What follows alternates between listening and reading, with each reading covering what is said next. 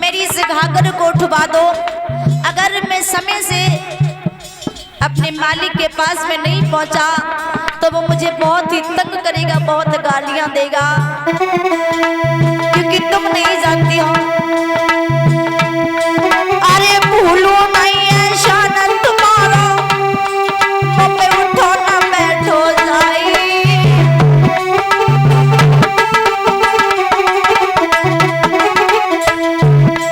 अरे भूलो नहीं है शान तुम्हारा, पे उठो ना बैठो जाई। बापे चली न जाई डगरिया रानी, जल की भरी रनिया उठवाई दी डगरिया मेरे जल की भरी।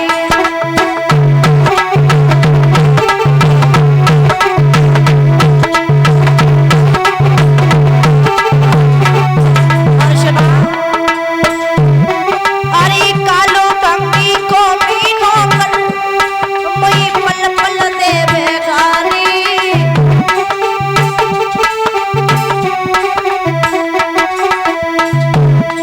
अरे कालो भंगी को मीनो कर, मुई पल पल देवे गारी।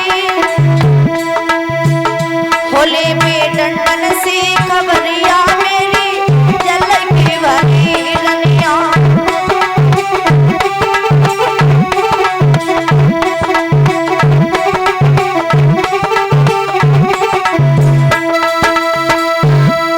जवाब दिया है रानी, मैं कालू भंगी का नौकर हूँ। अगर थोड़ी सी भी मुझे देर हो गई तो मेरा मालिक मुझे बहुत परेशान करेगा, मुझे बहुत मारेगा, बहुत गालियां देगा। रानी मेरे इस घड़ा को उठवा दो, सारी जिंदगी तुम्हारा एहसान मानूंगा। तो तारा ने कहा स्वामी मैं आपका घड़ा उठवा तो देती, लेकिन मेरी बहुत बड़ी मजबूरी है, क्योंकि मैं एक ब्राह्मण के यहाँ कार्य करती हूँ, एक ब्राह्मण की नौकरानी हूँ, आप एक मेहतर के नौकर हो। अगर मैंने आपकी गारगर में हाथ लगा दिया तो मेरा धर्म नष्ट हो जाएगा, लेकिन मैं आपको एक रास्ता अवश्य बताऊंगी। स्वामी तुम गहरे से जल में घुस जाओ, और जब गहरे जल में घुस जाओगी तो पानी की लहर आएगी, पानी का सहारा लग जाएगा, तुम्हारा घड़ा अपने आप उठ जाएगा। तारा ने ये तरकीब बताई, और जैसे ही रास्ता बताया है उधर महाराज हरिश्चंद्र गहरे से जल में घुस गए। और जब गहरे से जल में घुसे हैं भैया, पानी की जैसे ही लहर आई उनका घड़ा अपने आप उठ गया। और जैसे ही घड़ा उठा है महाराज हरिश्चंद्र उस घड़े को सर के ऊपर रखने के बाद जब लेकर के घर के लिए चले तो हुआ ऐसा, द्वार पर जाते जाते महाराज के ठोकर लग गई, घड़ा फूट गया, पानी सारा बिखर गया। उस कालू नाम के भंगी ने देखा, लाठी लेकर के दौड़ पड़ा मारने के लिए, गालियां देने लगा, अब शब्द कहने लगा, अरे नीच कमीने तू रोज नया घड़ा फोड़ता रहता है, अगर ऐसा ही चलता रहा तो इतने घड़े फिर कहां से आएंगे।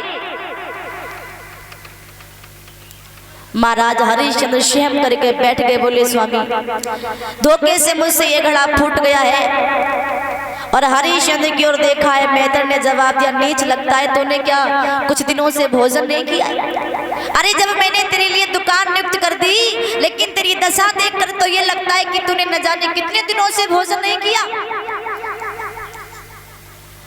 वहां से महाराज अनेकों गालियां देने के बाद में जब दुकानदार के पास में पहुंचा, दुकानदार से कहा है, क्यों भैया मैंने जो नौकर नियुक्त किया था वो कितने दिन भोजन लेने आया? बोले महाराज ज्यादा नहीं, बस 3 दिन तक।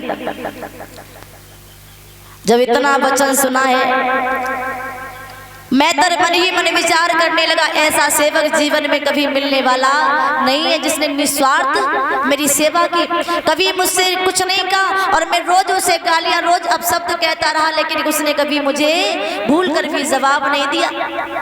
वहां से भागा, हाथ जोड़ करके बोला है, मेहतर भैया मुझे माफ कर दे, मैंने तुझसे बहुत अपशब्द कहे, मैंने तुझे बहुत गालियां दी, लेकिन कभी तूने मुझसे कुछ नहीं कहा, निस्वार्थ मेरी सेवा की। तो जाओ, आज तुम पानी नहीं बल्कि एक लाठी दे दी, एक कंबल दे दिया, और मरघट में जाकर के चिताओं को जलाना। उसके बाद में जो भी तुम्हें धन प्राप्त हो उसी से अपना जीवन यापन करना। कहते हैं ना माताएं, आज यदि हमारे ऊपर थोड़ा दुख पड़ जाए तो हम भगवान को याद करते। महाराज हरिश्चंद्र के ऊपर दुखों के पहाड़ टूट पड़े हैं। लिखा है विद्वान ने,